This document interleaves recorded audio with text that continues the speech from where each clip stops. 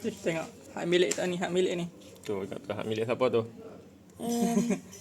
Tu orang dengan Datuk Baharudin. Ingat stamp apa dia kumpul. Mari kita tengok apa yang dia kumpul. Tu dia. Stamp. Sama je semua. Tu dia pengumpul stamp. Ni Umi hang pun macam ni ke apa? Tak tahu. Umi kata Umi pengumpul stamp juga. Ingat tu.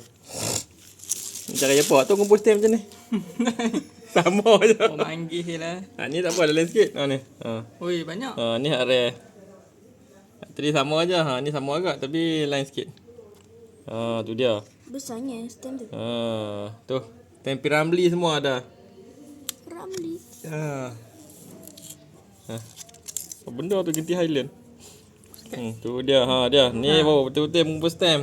Transport. Dia bukan tu ke? Ni Tu. Singapura ni, Singapura. Tu stamp Singapura. Ya, Ni tu. apa? Arab. Main mana lah tu? Dia seladang Arab. Sahara. Transport. Baju. Tadi tu mana? Tu dia tu. Khazanah Georgia. Norway. Mana budak ni? Macam negara ada tu. Ni, Mesir. Tu Mesir pun ada. Sisi.